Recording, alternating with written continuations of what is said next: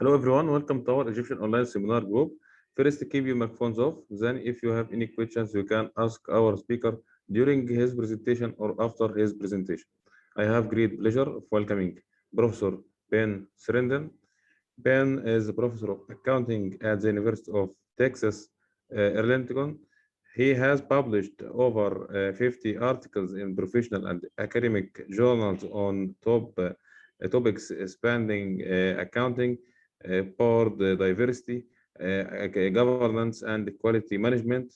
His publications, including articles in top-tier journals such as the Accounting Review, Journal of Accounting and Economics, Management Science, Contemporary Accounting Research, and Review of Accounting Studies. He receives currently as the co-editor of the Journal of Contemporary Accounting and Economics. Now we will start our seminar with Professor Payne. Thank you so much, Muhammad. First of all, I want to thank the organizers of this conference. I hope you can hear me. Muhammad, okay, thank you. So I want to thank the organizers of this conference. I've been doing it for 1.5 years now, I'm told, and it's amazing. I see, of course, I also thank all the participants. Many of you have joined at odd times. I am cognizant of that fact. I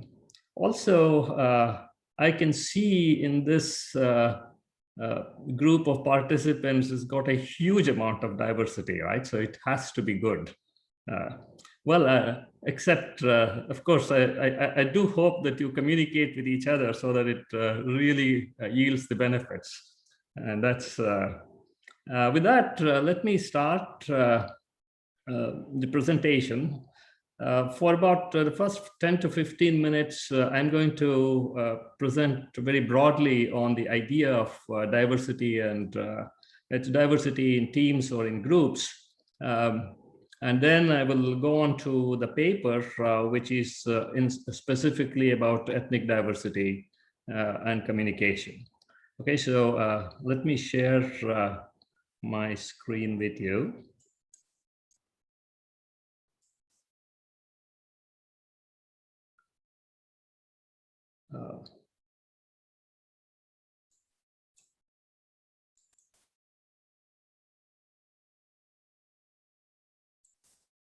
Okay, I hope you can see the screen. Yeah, okay.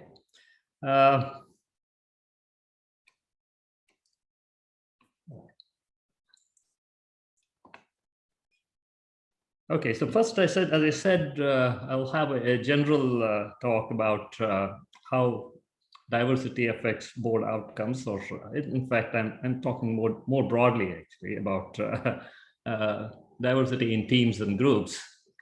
So there are two viewpoints about diversity. The first one is a social viewpoint. So diversity from a social viewpoint, this is based on the idea of fairness and equity. It derives, as I said here, I'm of course reading from this slide. It derives from questioning whether diversity in a team, be it management, board of directors, or whatever, any team that has any decision-making powers, is it representative of the society it purports to serve?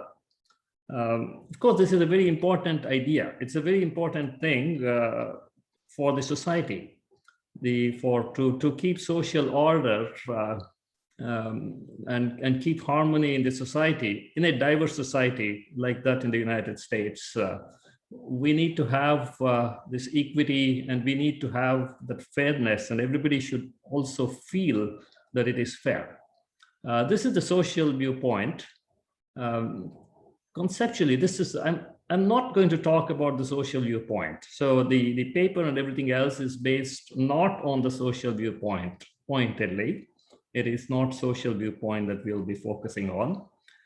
The business viewpoint, on the other hand, is based on the idea of whether diversity is valuable to the business, that is to the firm, more specifically in this case. Do the benefits to the firm outweigh the costs That is, we are not looking at the broad society and the social benefits and social costs. We are looking at the benefits and costs to the firm. And so it is not based on the idea of fairness or equity, but the question of whether it increases value or it decreases value. So I do understand that these two aspects are interconnected in practice. They're conceptually different because you think of them as different things, but of course, nothing in the world is really independent of each other. So, for example, a non-diverse board or management team could result in a social or political problem, and it can result in a cost to the business. In extreme, or actually I would say perverse cases, it might lead to a benefit to the business. So it might, in effect, damage the reputation. It can result in customer loss and so on and so forth. And so clearly that becomes a business loss. So it becomes a business cost. I gave this example not because it connects to either to what exactly I'm doing, but this is a sex discrimination suit that came earlier in August this year, and this is on Activision Blizzard. And when the Department of Fair Employment and Housing of California, as you can see that by its name, that it's more focused on social aspects. It resulted, when they sued Activision Blizzard, they resulted in a loss of 15% in market value on that day, right? So, and then it resulted in other shareholder action suits. There were resignations of several executives, and I just checked that it has not really recovered from that 15% loss in market value. These are actual business costs, and because there are resignations of some top executives and everything else, the employees or the employee morale is down. Though out of in Activision Blizzard, I think it's the Blizzard group that that had the problem, not the whole company, but that doesn't matter. Right? So it's these are actual business costs that result from social aspects. So these are connected in practice. Conceptually, we can differentiate between the two. So let's come to the idea of what is the business aspect of diversity in a little more detail. What is it that creates value?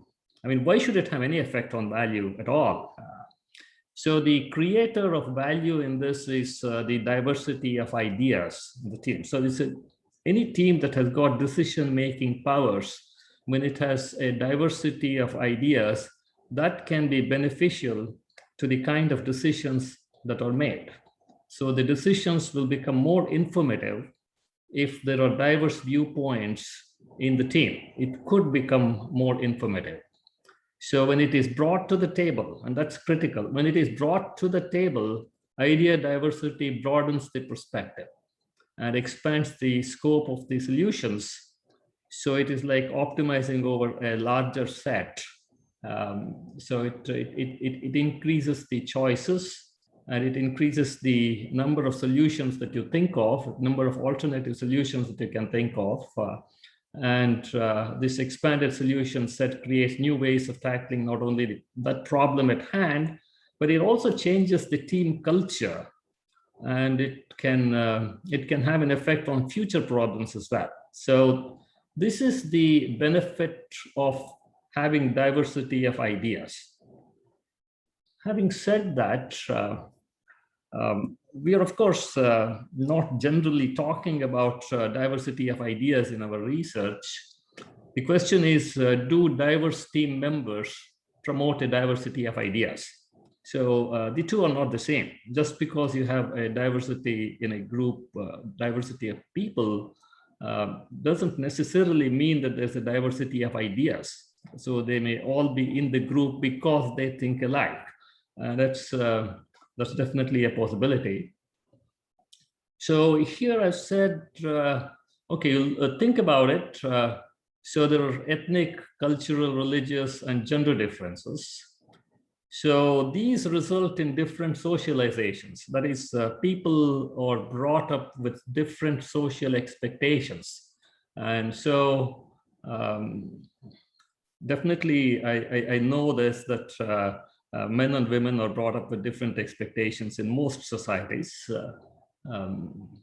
Of course, different ethnicities, the majority and minority will face different expectations as they grow up. And this actually shapes the worldview of the individuals in those categories. So being exposed to these different, also there are cultural differences and linguistic differences. So there is a lot of literature on both language and culture.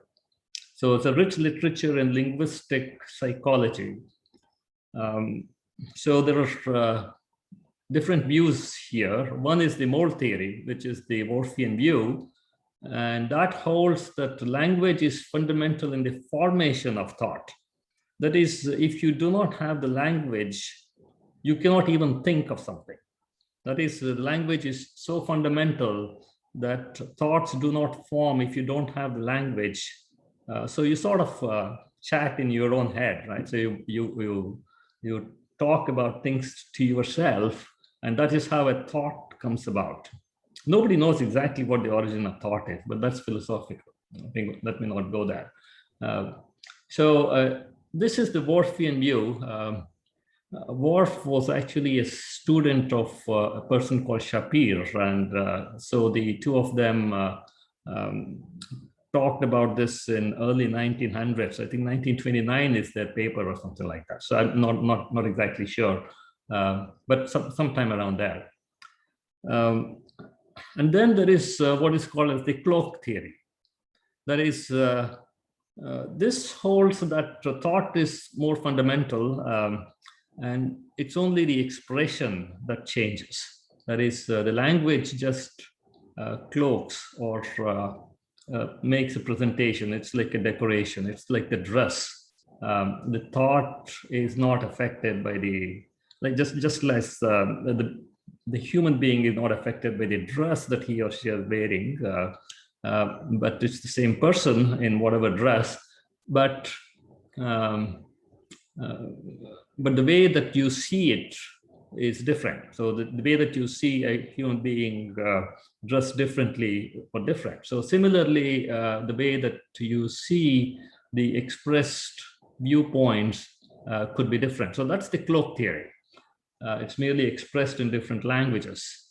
And of course, because there is no particular reason to believe one or the other, there's been a lot of research, but they've not been able to actually come to a definitive conclusion on which theory is actually more is valid and which theory is not. So there's something called moderate Worfianism.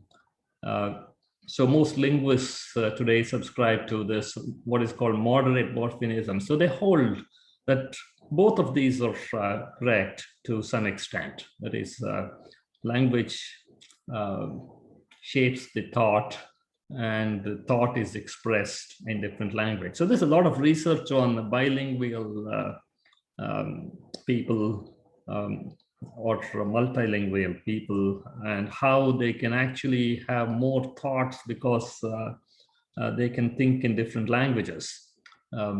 So that's the language viewpoint. So if there's a linguistic diversity, can actually help because it can result in diversity of ideas.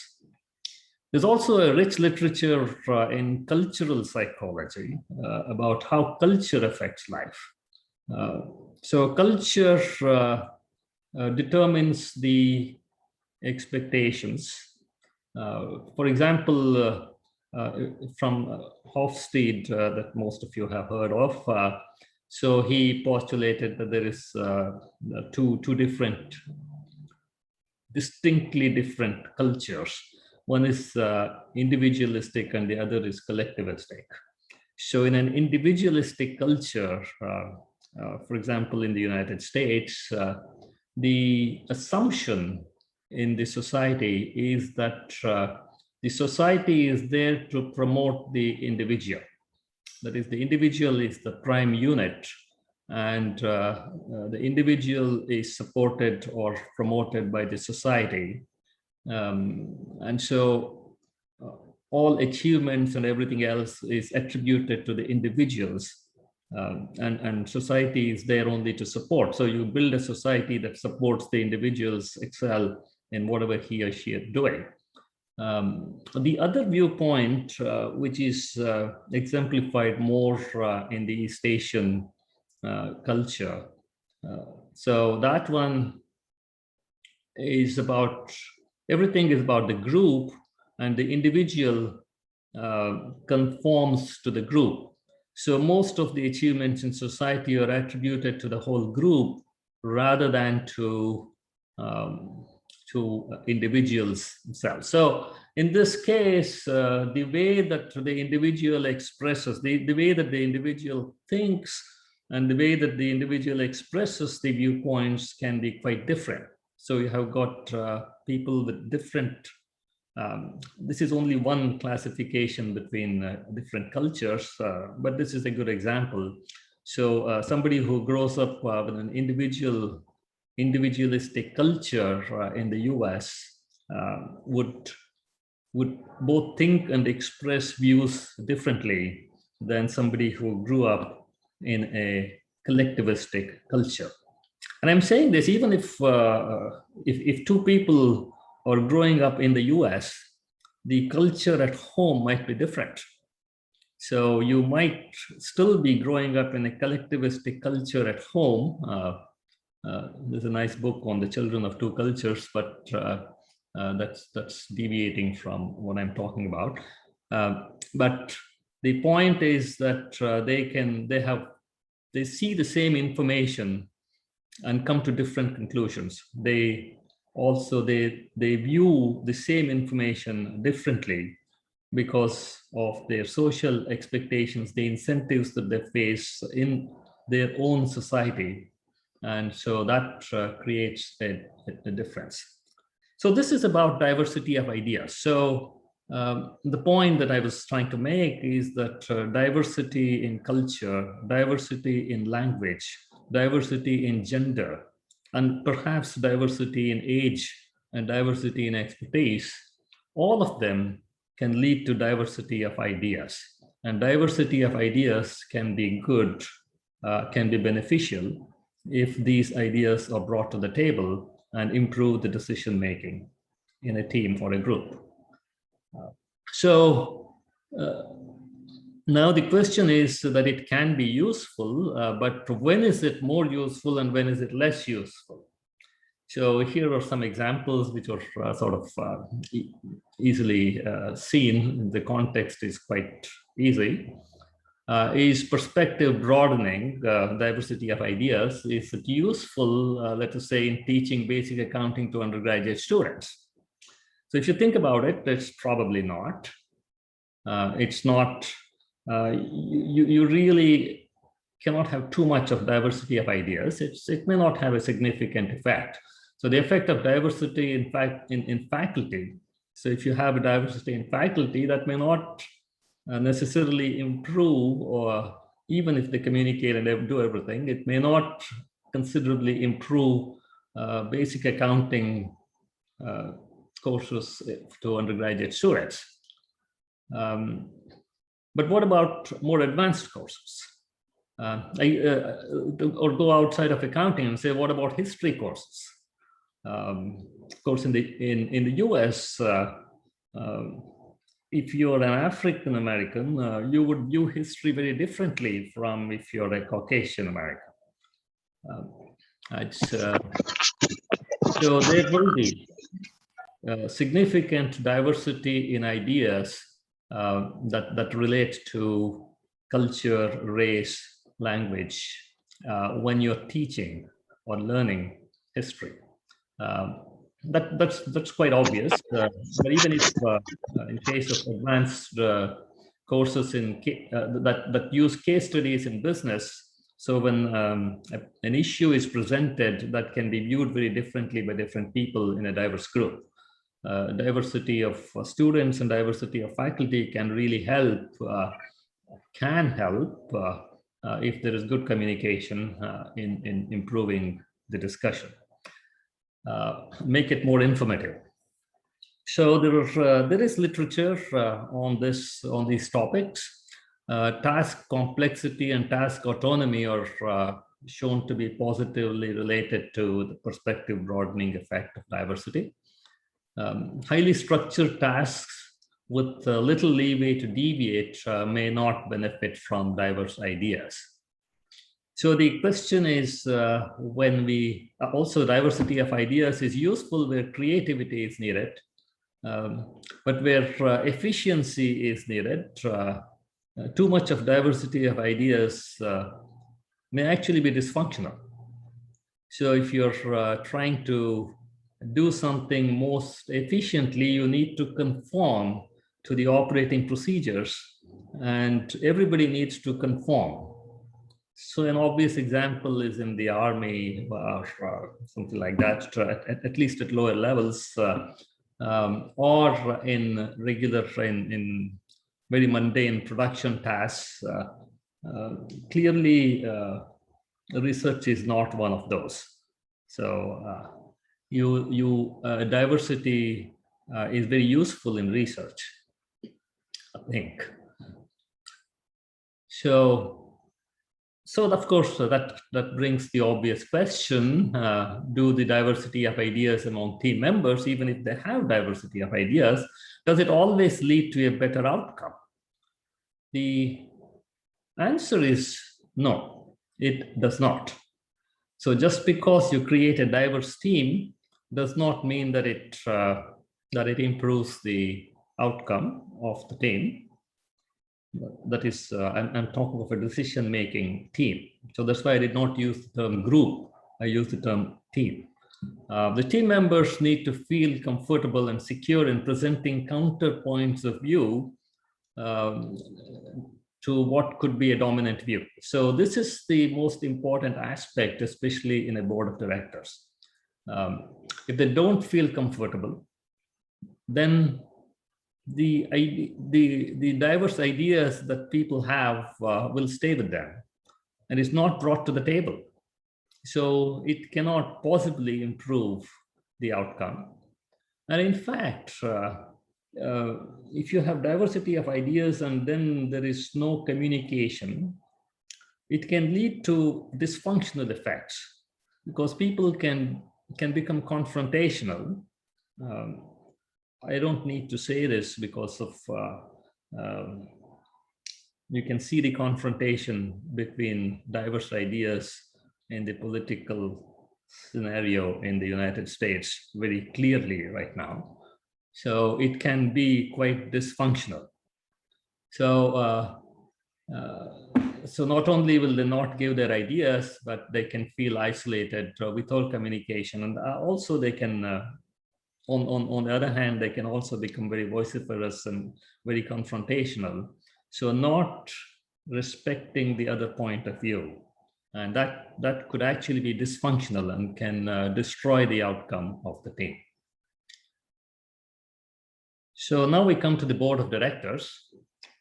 So first of all, in terms of task autonomy and task complexity, a board of directors, they make unstructured and complex decisions under uncertainty, and therefore diversity has a high potential to improve board outcomes. So that's the first point. So what does a board do? How does a board improve governance? So this is the question that we ask ourselves. The main determinant of board's governance function is when the management is checked in its, if it presents either not fully rational or extreme proposals out of hubris, for example. So the main function that improves governance is to have the alternate points of view to management proposals. And so when a management proposes an investment or something else, whatever, or reporting,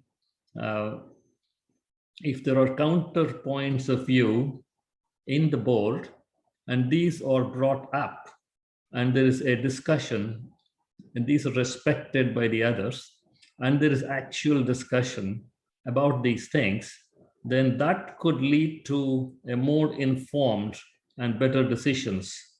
So this is, so on the other hand, diversity has been shown in some cases to create fault lines. And in particular, it is ethnic diversity. It is a much better communication between genders, but between ethnic groups, there may not be much communication, unless it is specifically fostered. And so the diversity, in particular, when I say ethnic, I mean the CEL, cultural, ethnic, linguistic diversity.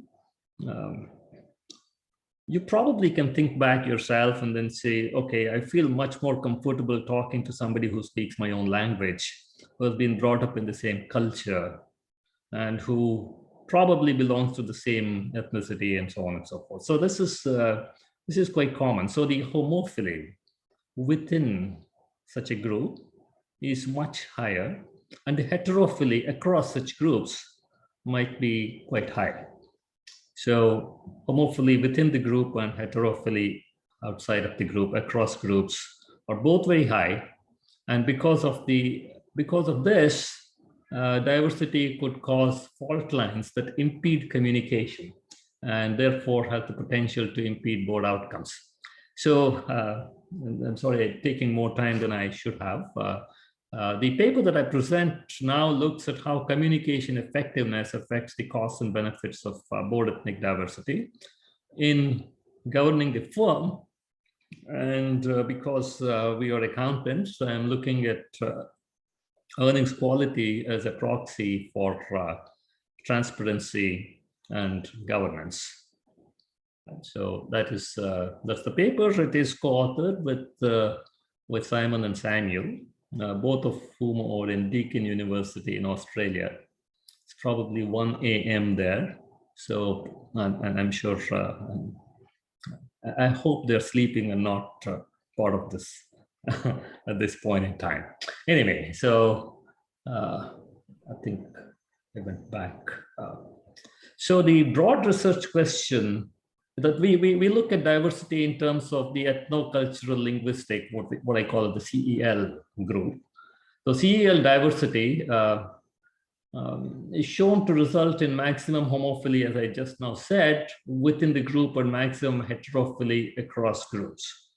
Again, hi, Dr. Srinidhi, if I may, I have a question. Sure. I'm not familiar with the corporate governance literature, but wouldn't it be more appropriate to measure the costs and benefits of diversity in some proxies of corporate governance quality? Is there any measure of corporate governance in the firm?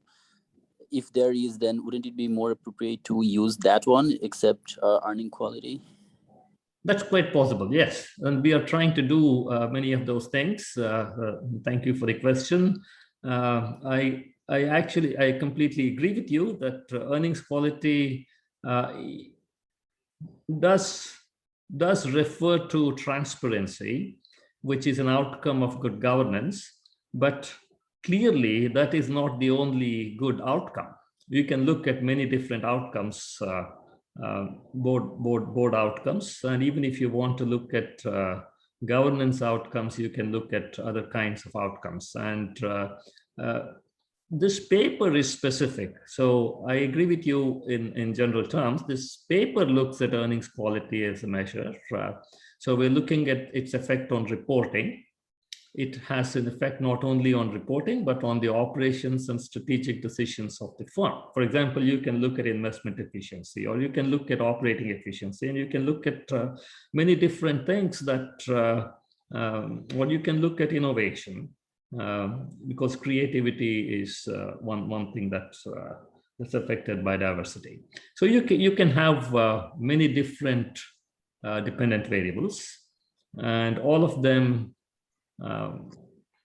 many of them can have the effect of diversity incorporated in that, so reflected in that.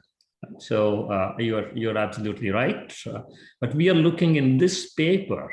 This paper is limited to earnings quality, which means we're looking at the effect of diversity, CEL diversity, on reporting and transparency. Right? So, which is also an outcome of good corporate governance. There's a lot of literature that shows that good governance is associated with higher earnings quality, ceteris paribus, means the other things being equal. Okay, thank you for that. Thank you. Thank you. That answers my question. Thank you. And so what we look at, of course, is the interaction between diversity and communication.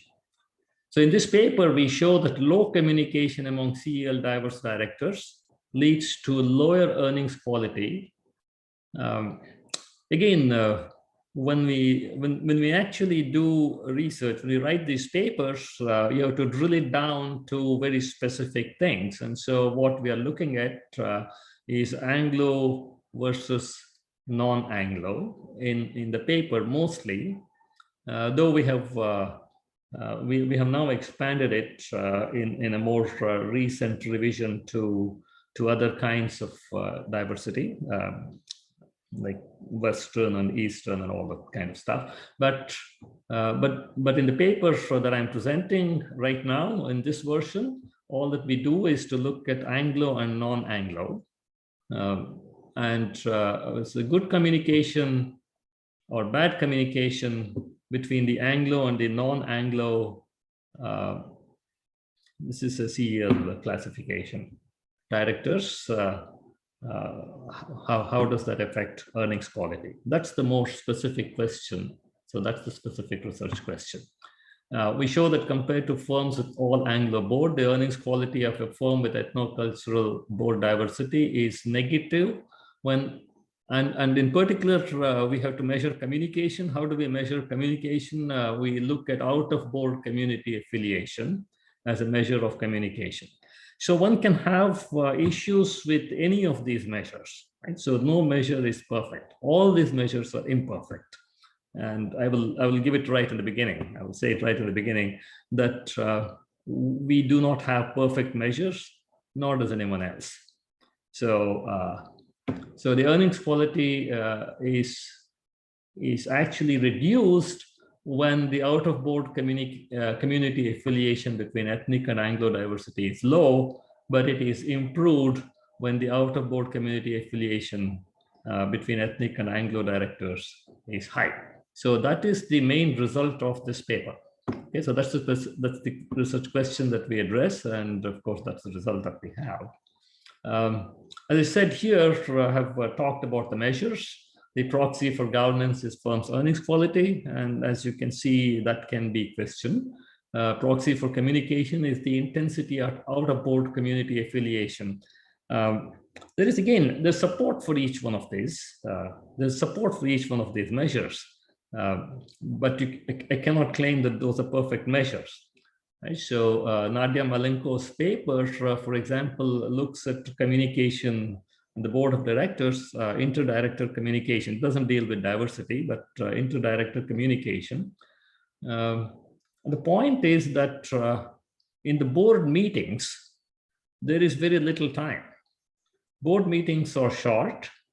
Management takes more time. Particularly if there are controversial proposals, the management takes a lot more time. And then there are social things and so on and so forth. And it's the board discussions are generally short. So if I have a counter, when I say I, so when a director has a counter viewpoint, and so the director has to decide whether to confront the managers with a counter viewpoint or to keep quiet. right? So this is a trade-off, even though we might have a counter viewpoint. So how is this trade-off determined? If I don't have confidence that other directors are going to support me, then I'm probably not going to bring it up, because opposing the management can have consequences. So especially if I'm a junior director or something like that, opposing the management and their proposals could have consequences. And if I don't have support of the other directors, then I would sort of feel shamed in the board of directors meeting. So I would not want to do that. So in expectation of that, I would not want to do that. So what Nadia Malenko shows is that if you have out of board communication, so you can talk socially, suppose you're members of the same club, or you have other affiliations, like you once worked together in another company, and so you call each other. So you call each other about, or you meet in the club and talk about this new proposal that the managers have proposed, and you can have a very fair, candid discussion out of the board. And so you're able to communicate, and you know what the other person is thinking of. And if you have unity of views in confronting the managers, you're much more likely to bring it up in the board meeting. And so that's the way it works.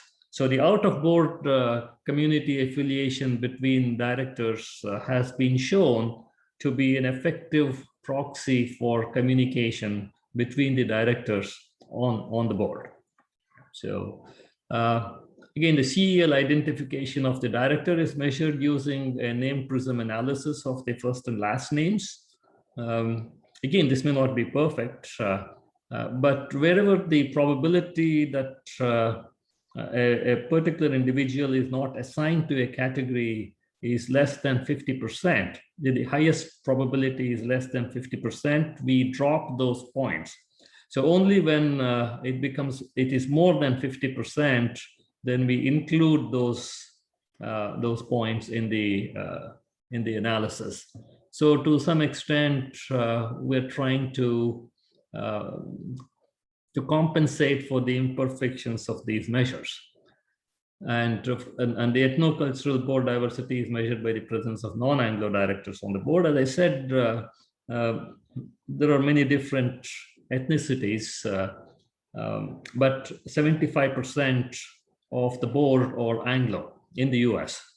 75% is the average Anglo percentage, and 25% is the non-Anglo percentage.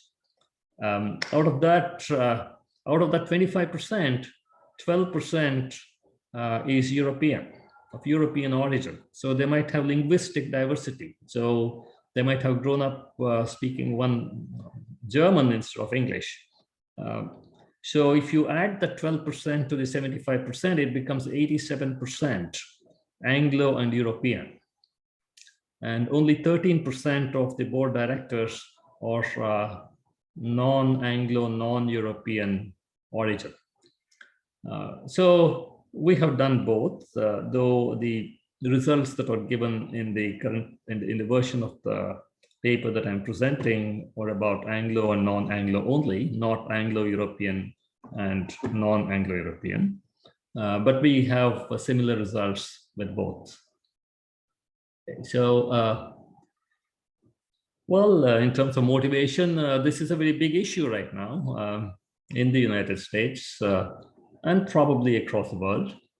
So on the first day, on January 20th of this year, when Biden became the president, one of the first things that he did was to sign an executive order,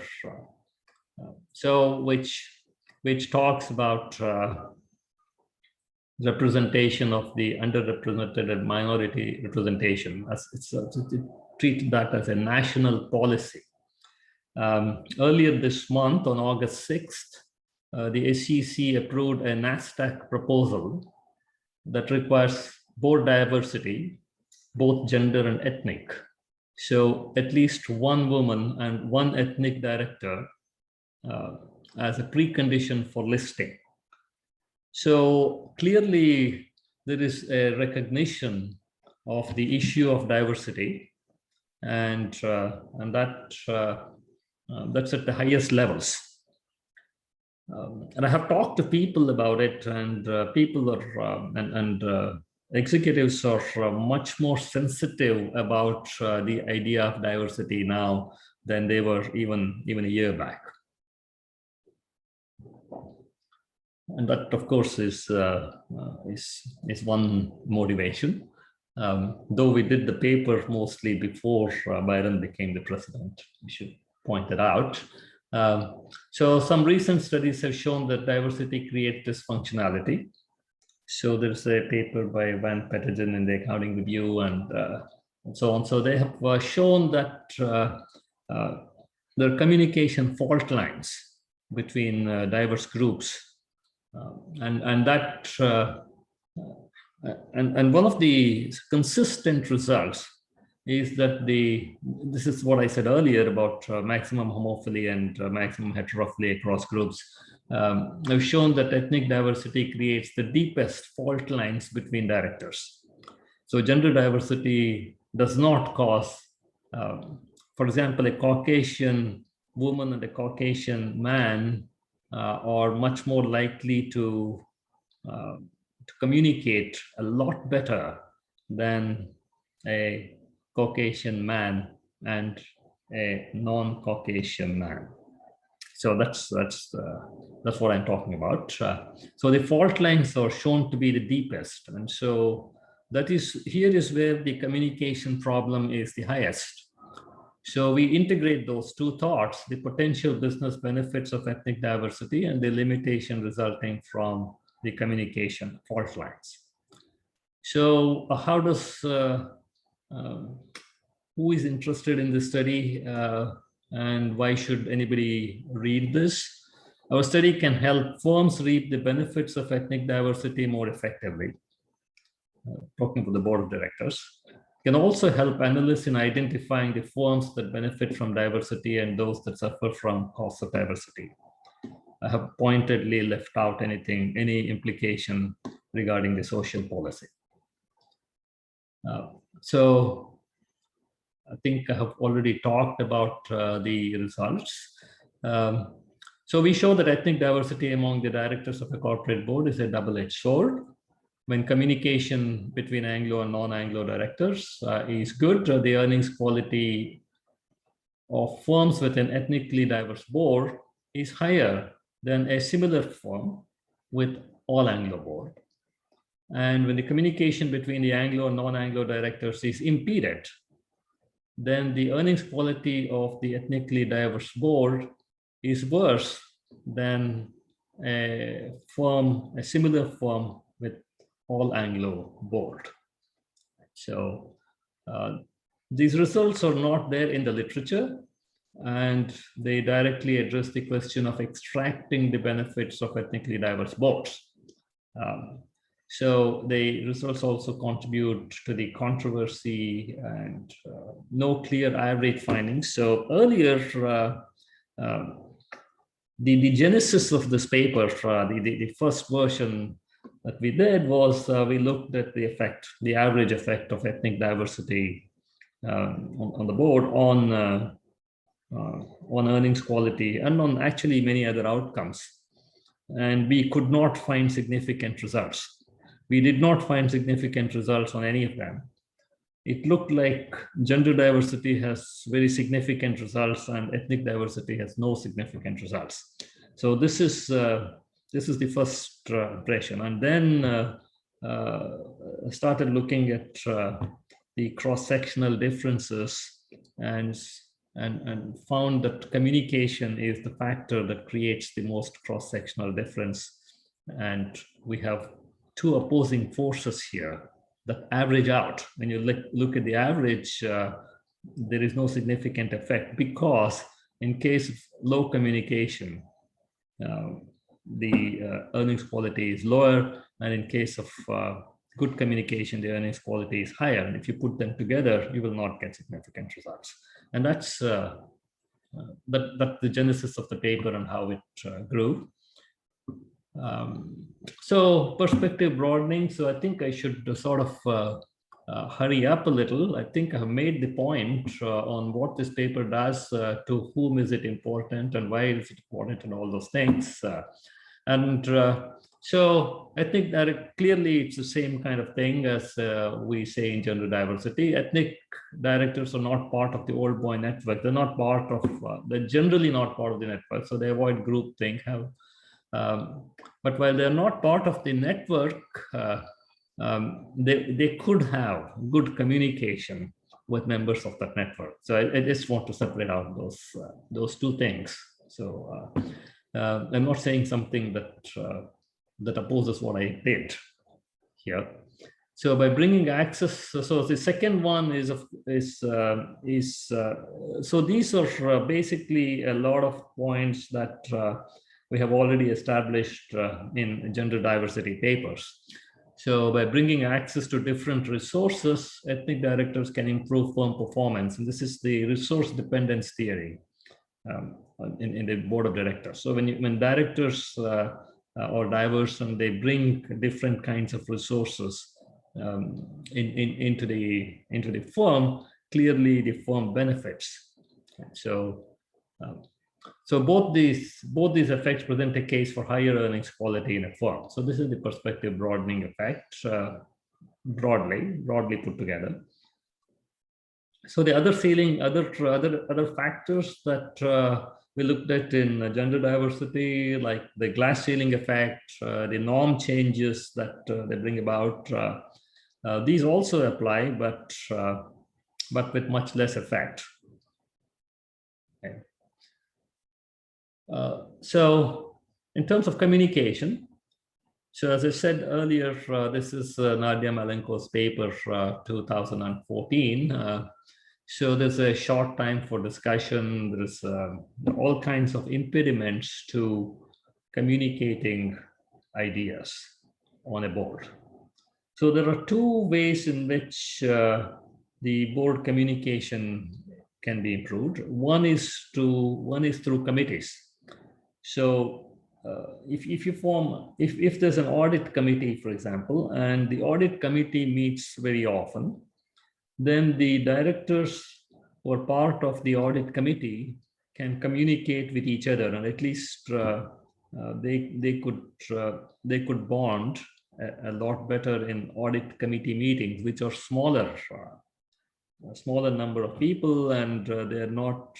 It does not involve the management making presentations and so on and so forth. So they can spend a lot more time in the audit committee meetings.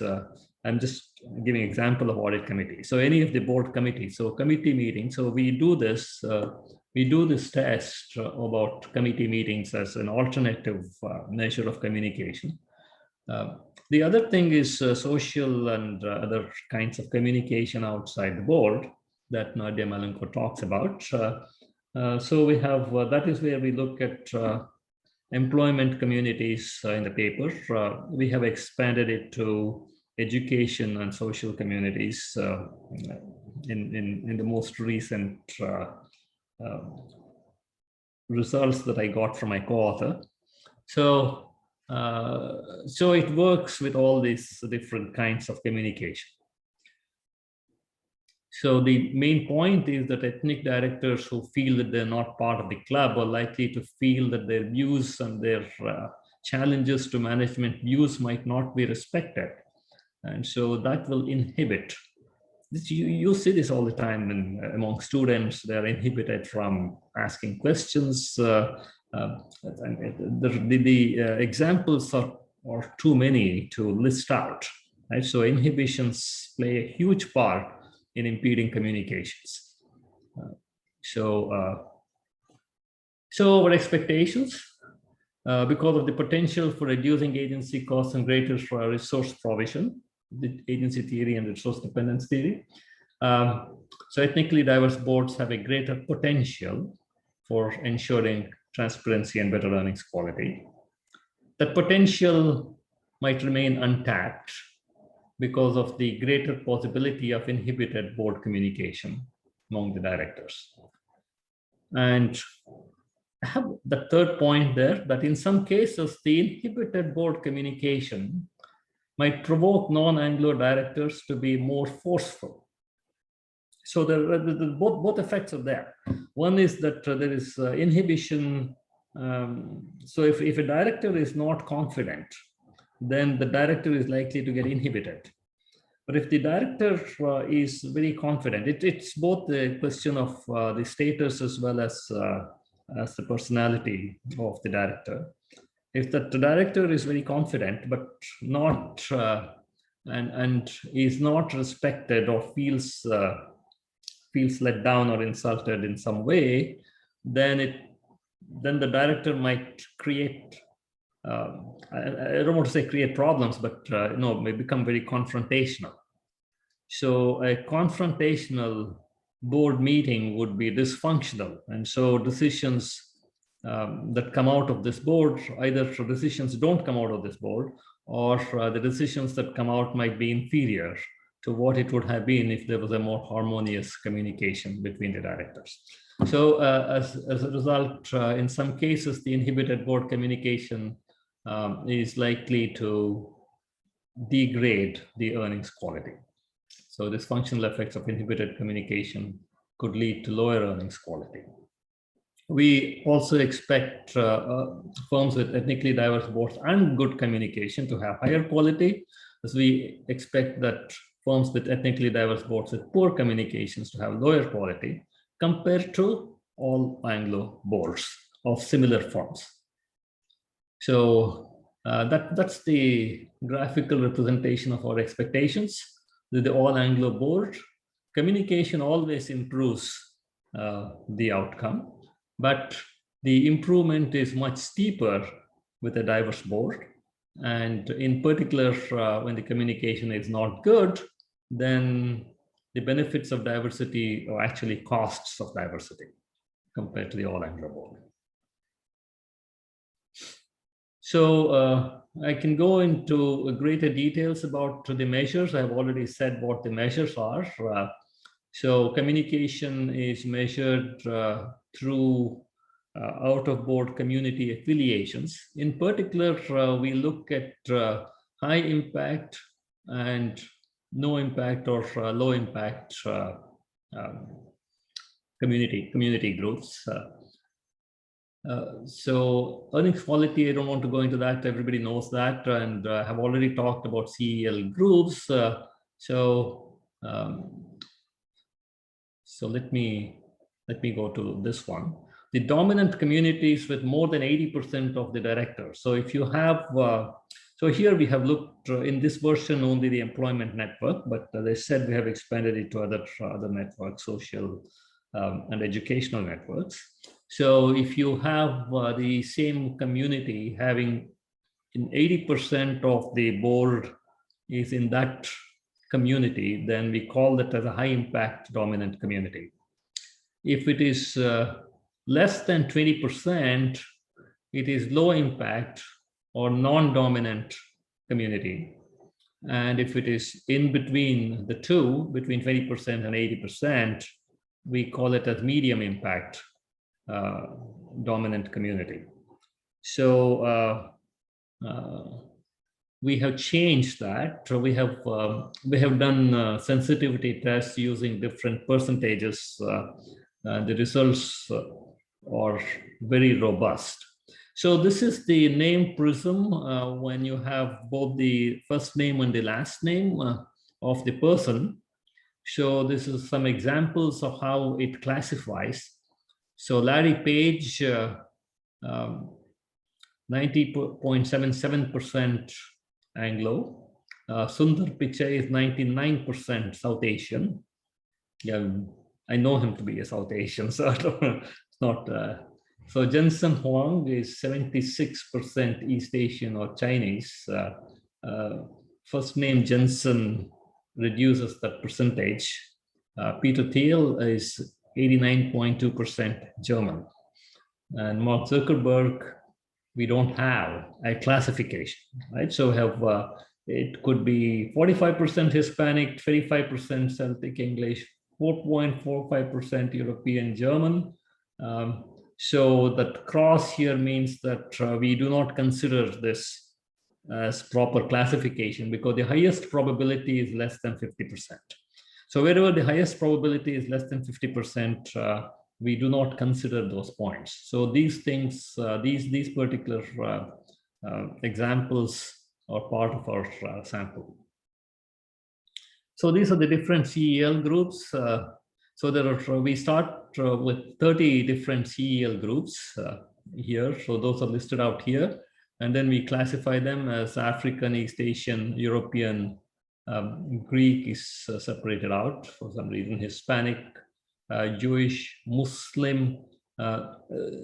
Notice that this is not necessarily a geographic or something, it's a CEL group. So we have combined a lot of things. It need not be language. For example, Persian, Iranians and Pakistanis speak different languages. There's no Nordic and South Asian. Again, South Asians, we all speak many different languages. Obviously, I'm South Asian, so that's. I don't want to get into this detail of how these communities are detected. Suffice it to say that it maximizes the connections inside and minimizes the connection outside for determining what a community is. Look at the network, and here is some example. In this case, there are two categories, A and B, and there are 6 directors. So 5 of them belong to A and 1 belongs to B. And so A is the only dominant community here. And it is a high impact dominant community because it's more than 80%. So there's 5 out of 6, which is more than 80%. And here we've got 3 A's and 3 B's. So there are 2 dominant communities. So we cannot say which one is dominant, which one is not, because both of them are 3. So both of them are dominant communities. I tried to correct the spelling, but it's in a picture format. I couldn't do that. As communities, they have each board membership that is in between 20 and 80%, and so this kind of a board will get into a medium impact dominant community.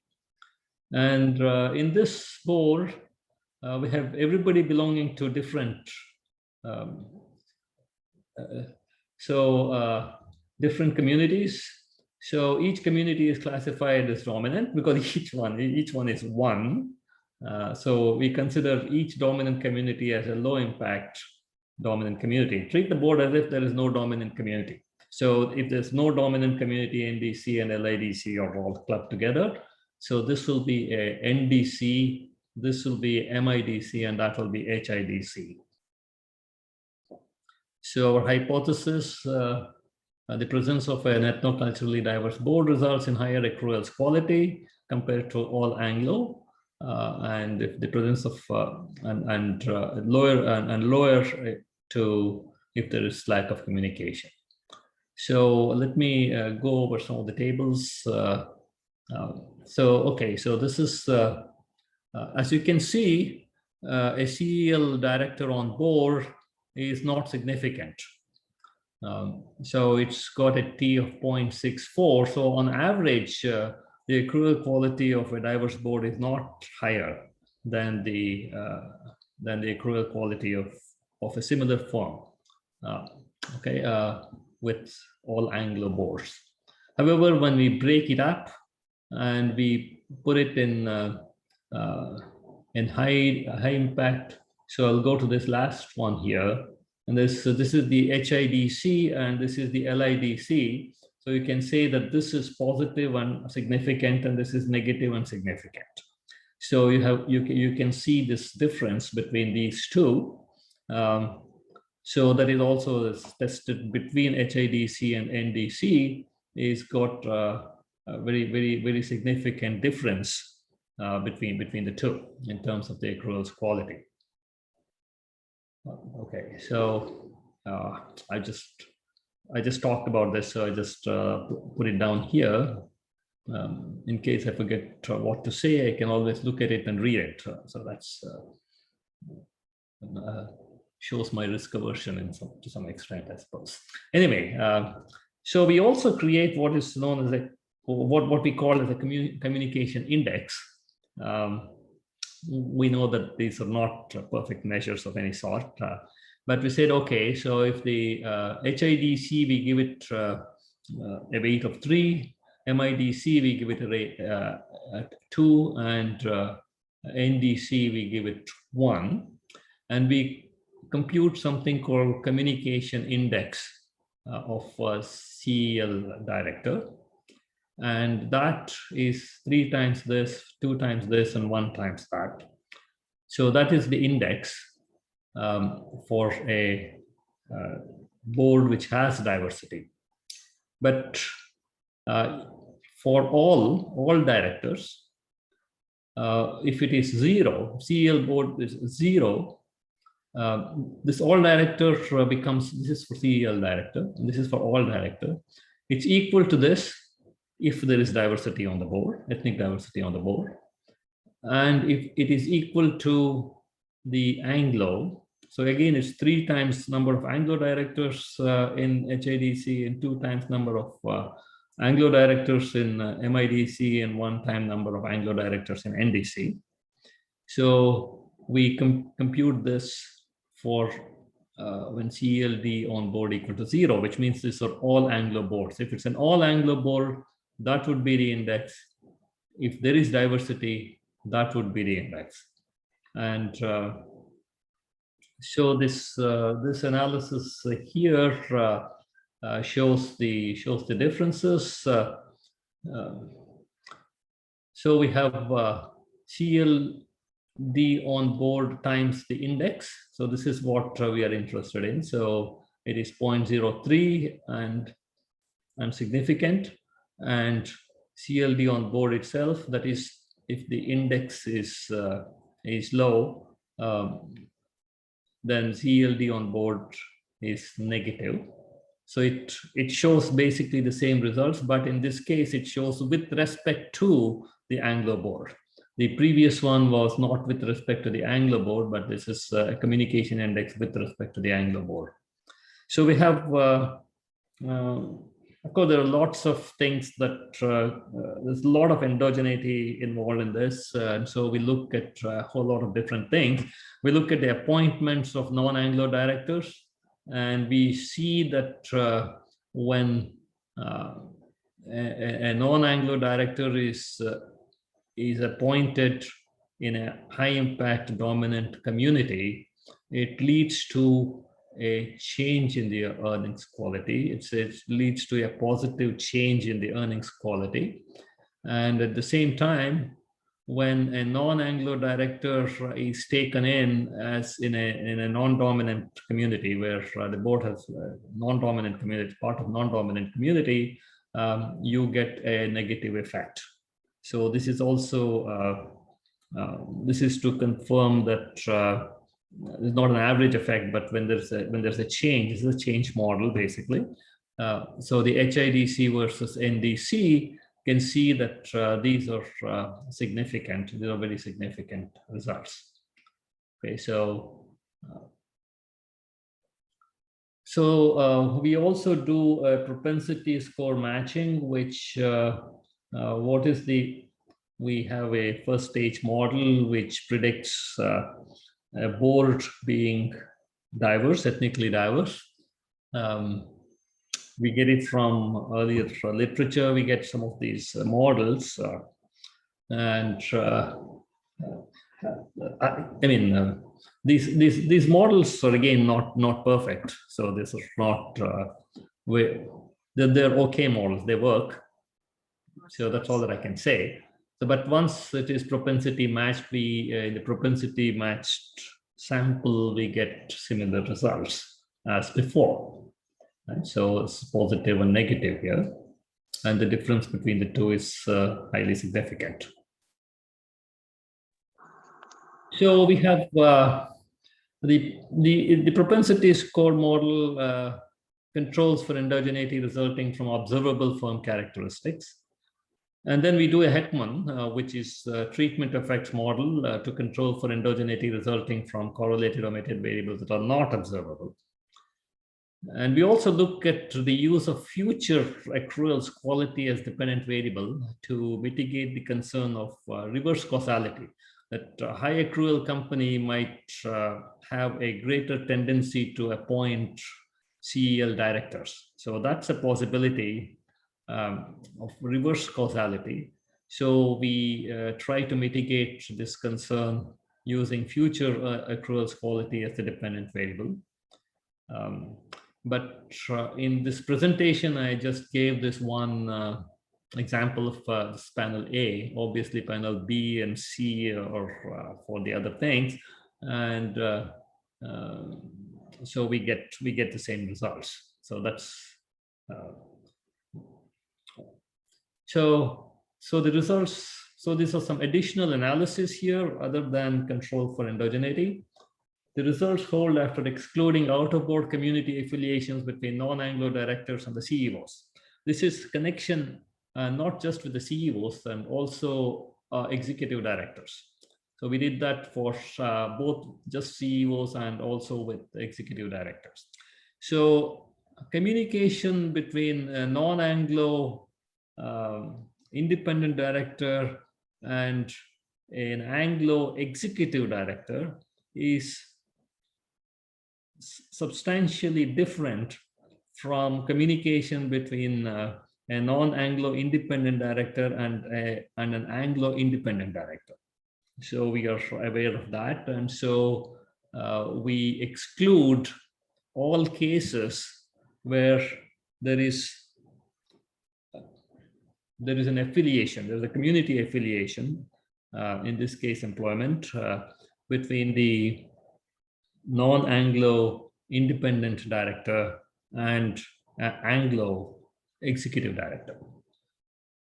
So, but the results hold if we exclude all those cases. So you can say that those cases can sort of pollute our results, but if you remove it, we still have the results.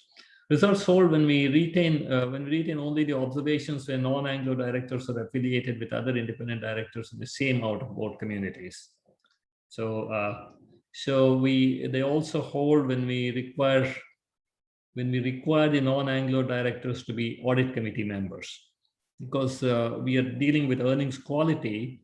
We specifically look at whether the non-Anglo directors are part of the audit committee or not. So the results hold. The results sustain after controlling for the average status.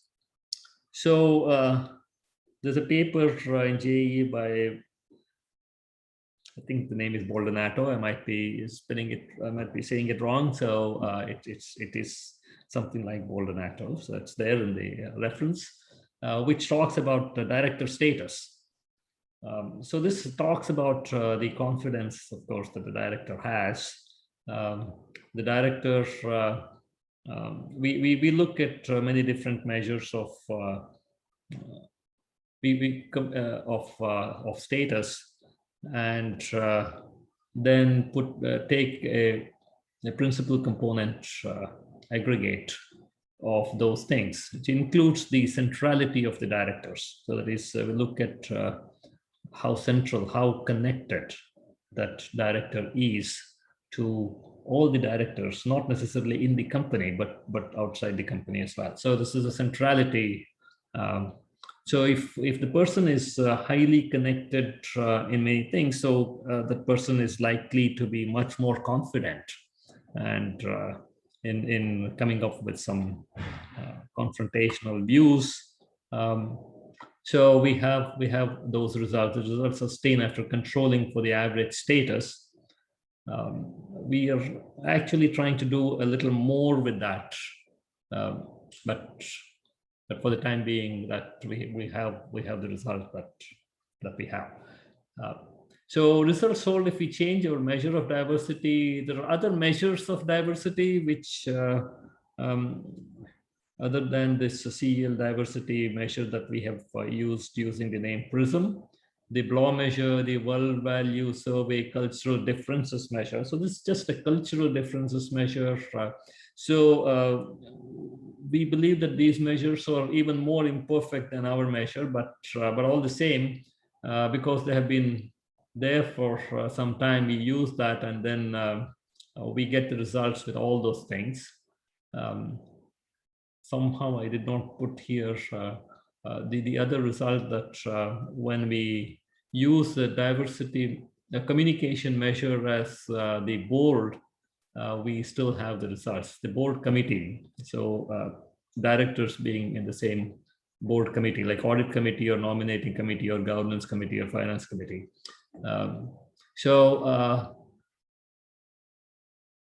Results hold when you use the number of, oh yeah, no, there it is. I'm sorry, I did not read it. Somehow I think I've grown temporarily blind for a small part of it. So it's there. Number of board meetings is an alternative. I would say that it's a very imprecise measure. Because board meetings can be short and that might not allow the time for interaction and communication and all those things. As I said, there are no perfect measures anyway. We show that subgroups based on out-of-board community affiliations cannot explain our main results. So there are lots of other things. Look at power distribution between CEL groups of directors. And then after controlling for boards with only one CEL. So this can be a tokenism kind of thing where there's only one CEL director just to satisfy, for example, the new rule by NASDAQ for listing. You need to have an ethnically diverse director. And so there might be only one. So we remove all the cases where there's only one CEL director and rerun all the analysis and we get all the results. So that sort of, so the concluding remarks here are diversity without communication is costly and dysfunctional, while diversity with effective communication is beneficial and associated with significant improvement in earnings quality. That's the main result. And the appointment of ethnic directors with strong community affiliation with Anglo directors results in significant improvement in earnings quality. Appointment of ethnic directors. So this is the appointment results. This is the change model. I just put it here separately. The appointment of ethnic directors without or with low community affiliation with Anglo directors results in dysfunction and degradation of earnings quality compared to all Anglo boards. Of course, this is not a result. This is simply what I have put there. The need for an out-of-board outlet for inter-ethnic communication is much stronger than the need for intergender communication, because if you do this with gender diversity, first of all, with gender diversity, you will get strong average results. And if you do this separation using gender diversity, we do not get to, of course, we have not done a full analysis of that, but we do not get results. We do not get significant differences. So this is in particular a problem. The communication is much more of a problem with ethnic diversity or CEL diversity rather than with gender diversity. And because most of the earlier literature on diversity is about gender diversity, I need to point that out. Our results show that from a business viewpoint, firms should be careful in appointing CEL directors. I did not have this point. My co-author insisted that I put this point here. So this is sort of advice to the firms. They should be careful in appointing CEL directors. They need to either appoint CEL directors or going to be in HIDC or prepare the ground for better communication. I will leave it at that. And there is no such thing as a final paper. So it's always work in process. So miles to go, as Robert Foster put it, miles to go before I sleep, certainly. Thanks for aiding us in our journey. Thanks for listening. An hour and 15 minutes to this talk.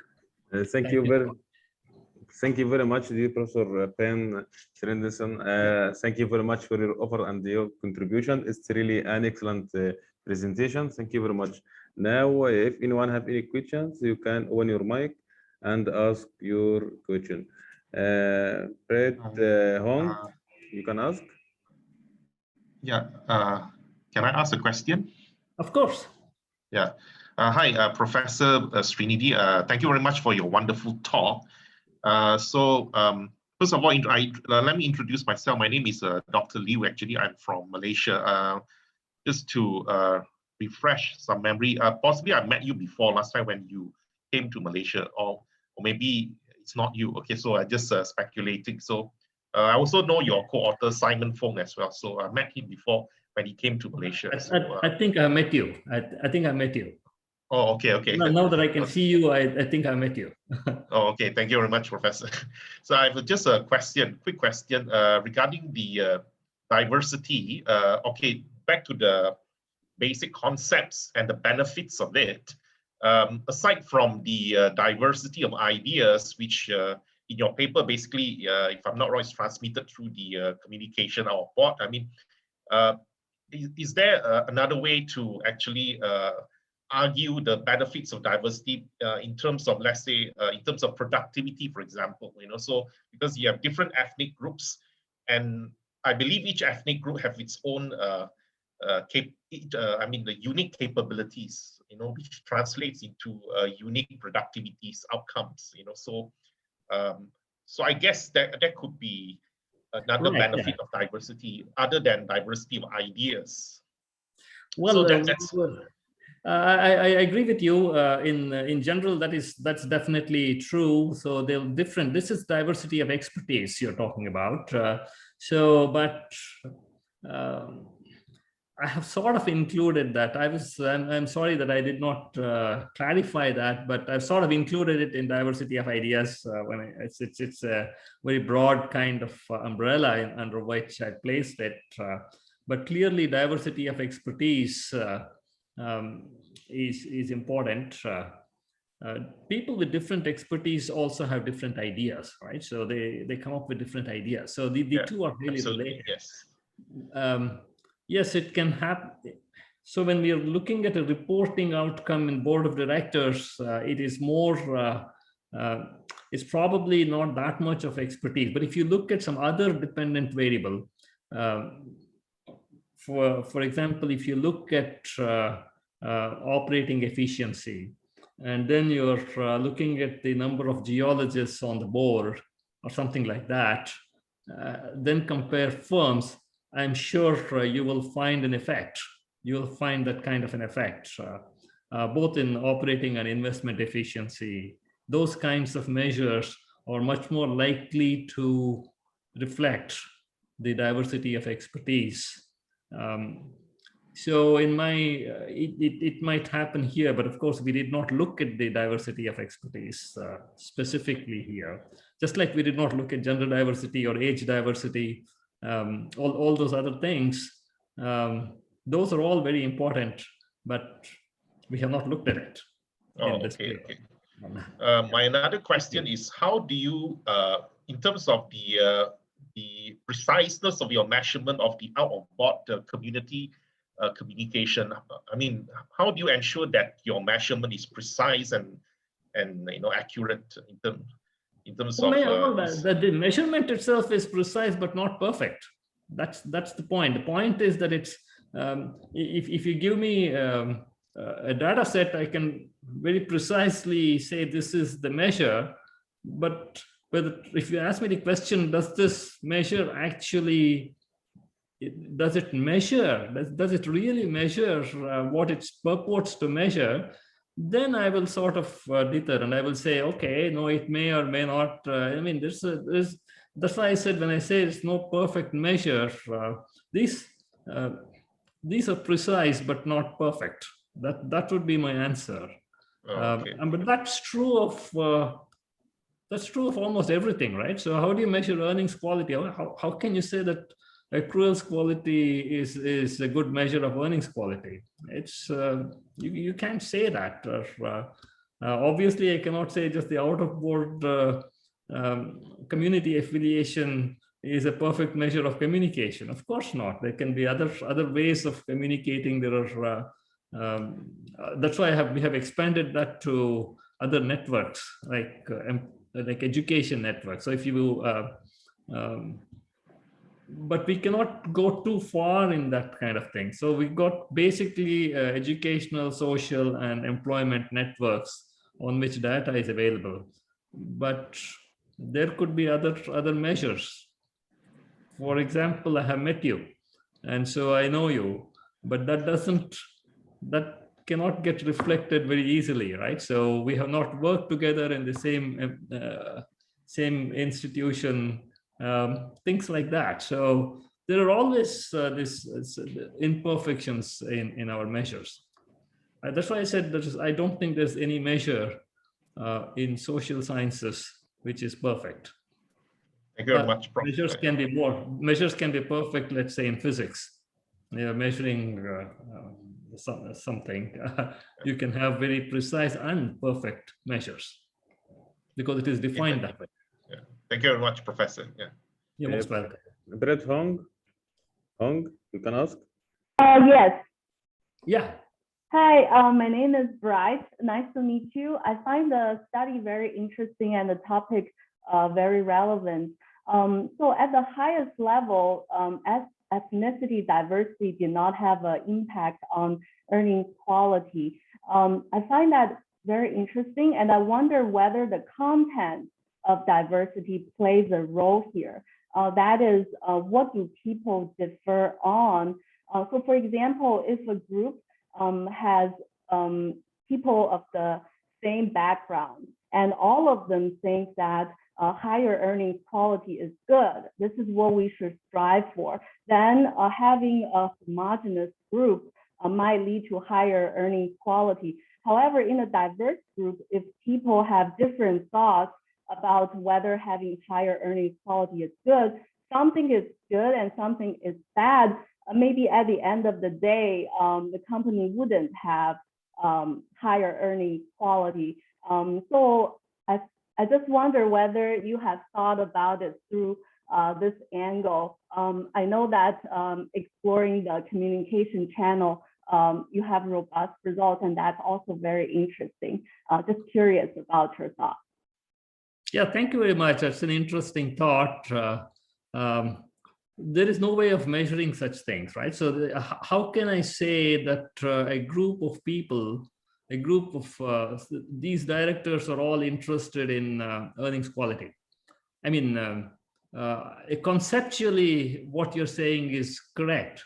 So if I have a whole board where every member, diverse or not, is interested in improving earnings quality, that firm is likely to have higher earnings quality, and there's no question about it. But how do I do this research? How do I measure the minds of these directors? So there is no way of doing this as a research question, as a conceptual thought, as a thought experiment. This is very good. Yes, I agree. I agree with you that if people are interested in different things, so what one can do, of course, is to look at their incentives in a very detailed study on whether each director, you look at the incentives facing each director, how much wealth the person has, how many other boards that person is on, what kind of position the person has. For example, he might be a senator in the US. So no, it's going to be very confident whether or not it's Anglo or non-Anglo, right? So so those things can be done for each director. I should tell you that we have not done that kind of detailed analysis, which ultimately might be possible to do. Right now, it requires too much time, too much it puts us, it's very hard to do that kind of thing. But that's what I would say. I understand. Yeah. Thank you. Yeah, but there are some thoughts that come to mind, like if a lot of boards have, a lot of directors in a board have worked in an audit firm before, or something like that, then it might be that they might have a higher earnings quality, and that's doable, right? So that's at least doable. Like you can see where they have worked before, and if you look at firms where more people, more directors have worked in audit firms compared to those that were less, or no director has worked in an audit firm. You can look at that kind. That's more like the expertise diversity that we talked about earlier. Or incentive, difference in incentive. Yeah. So incentive and experience. So this is how auditors think, right? So they think first in terms of earnings quality. If I take somebody else, they may not think that earnings quality is the most important thing to do, right? So they might think of something else that's more important than earnings quality. So, but auditors, if you have worked in auditing, so accountability and all these kinds of things might be a lot more important. Thank you. I mean that's a good thought, and it's possible to do that research. Thank you. I used to be an auditor, so it occurred to my mind. It came across my mind. Yeah. Thank you. Wang, you can ask. Hello, Professor. Can you hear me? Yes, I can. I Okay. can't see you though. Yeah, that's okay. Yeah. All right, here. So thank you so much for your impressive presentation. I like it very much.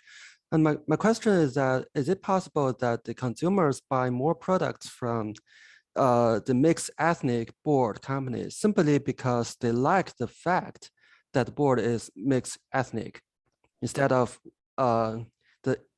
your point, the perspective broadening?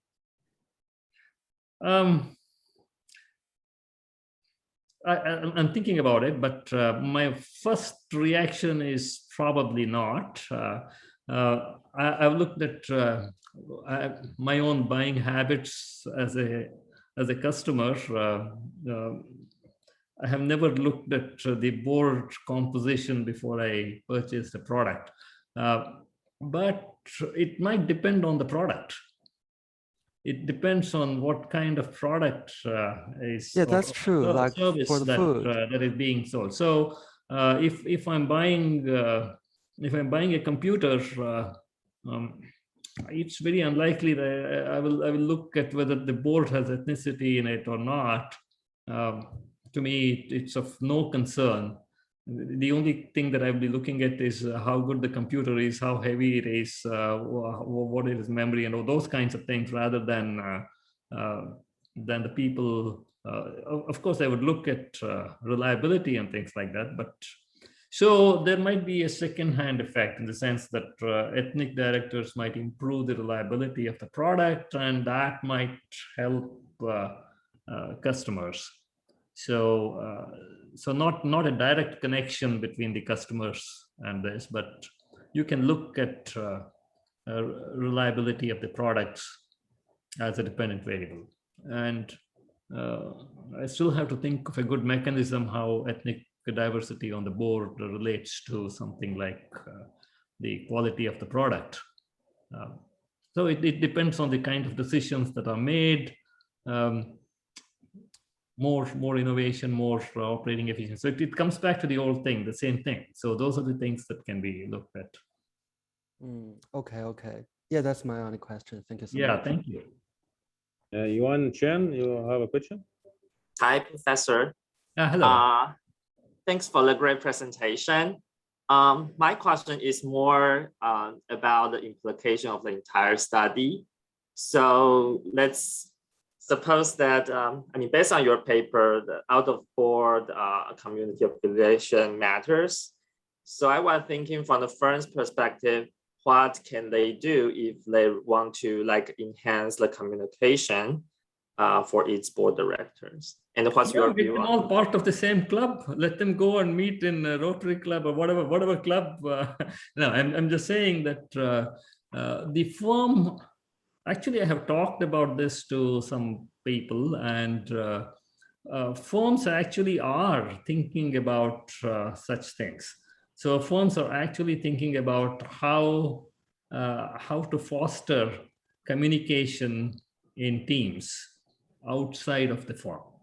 So that is within the firm, the kind of communication, it's sort of clouded by all kinds of things, right? So and you have a lot of pretense inside the organization, but you might not have that much of pretense if you're attending a club. So in the evening. And so this is why people go out and then have a drink and all that kind of stuff. And so they can meet and discuss, and so they can communicate. They become, so not only does it create communication, they become respectful of each other. So they will not dismiss what the other person says offhand. So there are a lot of advantages to this. So firms are actually actively thinking about creating these forums outside. So they basically call it perks, right? So you become member of a club, and so you're likely to go there and then meet other people. So what I would say is that this paper says. So I actually talked with my daughter, and then she said that her firm is actually doing that, but for the board of directors. So they may not do it for the board of directors. They do it normally for the management team.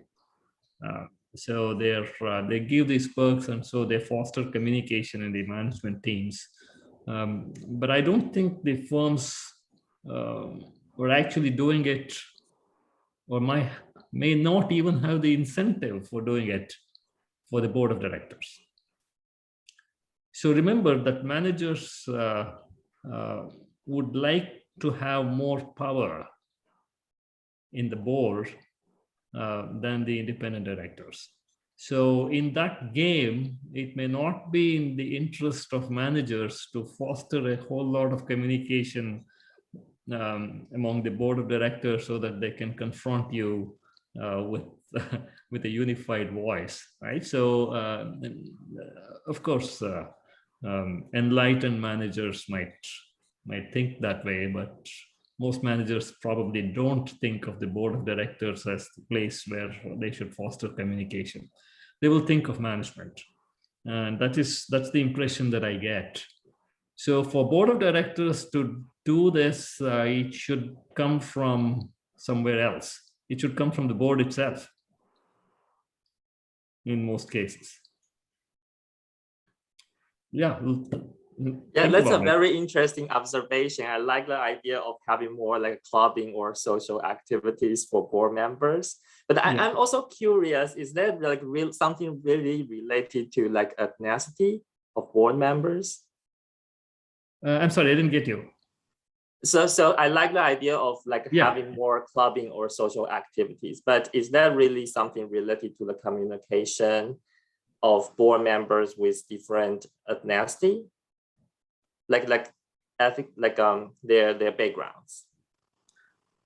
Yeah. So one possibility for the nominating committee to consider would be to before nominating a potential director, to see whether that director has some kind of a affiliation, some kind of communication already with an existing independent director, not executive director, but with an independent director.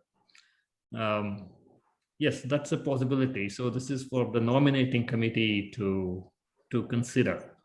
So in particular, if they are trying to get an ethnic director, which many companies will be doing after the NASDAQ, SEC's approval of the NASDAQ rule. So they should be cognizant, they should be mindful of that possibility. That is that they might get a director who is who doesn't know anyone, who cannot communicate, and therefore can probably not give as much benefit of ethnic diversity as possible. And so try to bring in somebody who already is familiar with some of the independent directors.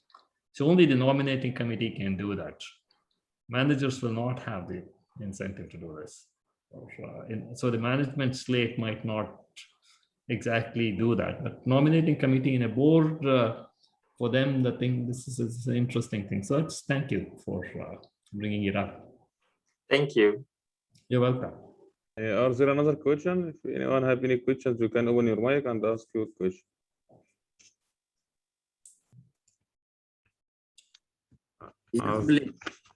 The threshold, 1 minute of silence means that nobody else has any questions. Yes, I have question, please. I have a comment. Okay, yeah. Hello, are you hearing me? Yeah. Bilal? Yes. Thank you okay. so much, bro, for this very nice and comprehensive presentation. And that is not new. We have learned from your papers, previous papers, as we use your papers as fundamental papers for our research. Thank you so much for your contribution. Well, thank you. Thank you so much for those kind words. My question is about feature other than communication, such as director qualification of these diverse directors. Is it important to have female directors only, or female with high qualification and experience will be more important? In other words, should we go further in investigating the role of gender diversity by investigating their qualification rather than to use dummy variables 1, 0 if they have female or not? Thank you. Yeah, thank you. So we're talking about gender diversity, but usually when we do research in diversity, especially gender diversity papers, you can see that expertise is something that is controlled for. That is, we look at expertise diversity. In fact, if you look at some of the earlier papers that I was involved in, you can see that we have control for some of those things. That is expertise diversity. And in one case, I think we even did for age diversity and so on and so forth. So we did that. It is certainly something that might. So if you have a gender diversity that is, and let's say that all the female directors are much more highly qualified or experts, and the male directors are not. So any improvement in board outcomes might be driven by the expertise, not by gender diversity. So because of that, if you want to show that it's gender diversity that is driving it, then you have to control for the expertise of the directors, and especially the difference between the expertise of the female directors and the male directors. So this is in gender diversity papers. We have not done that with the ethnic diversity paper that I just now presented, but that's an additional control that can be thought of. As it is, the paper is becoming too big, but we'll probably do that and then add that part. Thank you. Thank you so much, bro. Thank you. You're welcome. Is there another question? Thank you very much, dear Professor Pan Srinidhi, for your contribution and your effort. It's really an excellent presentation. Thank you very much. And that's all that remains for me to say is thank you everyone that joined us, and I thank you very much for taking the time out to present to us today, dear Professor Ben. It's been really appreciated. Thank you very much. Thank you. Thanks everyone for coming and participating. I think there's a question. Oh, no, that's okay. So the hand went down. So okay. Yeah, Elliot. Yeah, go ahead. I'm from Zimbabwe in Harare. Yeah. And I just want to thank you for your presentation, which I found very insightful. I am a chairman. Yes, I'm chairman of a company in fertilizer industry. And the path we take in choosing the directors is a combination of the expertise, the age, and the networks one is likely to bring on the table. Great. Yeah. Thank you. I'm also involved with an NGO, but female-based. And we are going through a process of identifying the needs of our directors. And the mandate is that we have got to look at female directors, even though I may not agree with that. But for the purpose of getting what we want to do, we are going through that. And the majority were doctors, medical doctors, an issue which I had a problem with. But I've since convinced my colleagues that we need to go for a lawyer, a psychologist, a social worker, and so forth, so that we can understand and deliver on the outcomes, expected outcomes. But anyway, thank you very much for what you have said. Are you in a position to share your slides? Yes. I think this whole thing is recorded, and I can definitely share my slides separately. I will send it to Muhammad. I have already sent it to Muhammad. So Muhammad, you can share it with Elliot, certainly. And what I would say is that when you appoint all these different kinds of people, lawyers, engineers, and so on and so forth, different expertise, it's very important to have that inclusivity. So that is, they all should feel part of the same team. So that is where communication becomes important. A social communication network for them would probably help, because it's not just that expertise, but they should also be able to communicate with all the others. That would be my viewpoint on that. Thank you. Thank you. Thank you very much. Thank you very much, dear Prof. Yeah. Well, let me thank everybody for coming there and actively participating in this. I find this actually exciting and interesting topic. Of course, I can make anything interesting and exciting if you think enough about it. But this is a topic of great interest in both business and in society in general. So I think it's very important that we do this. Thank you so much. Thank you very much. Thank you very much, dear Prof. Thank you very much. And I hope to see you soon in Egypt, dear Prof. You are very, very welcome. Certainly. Thank you.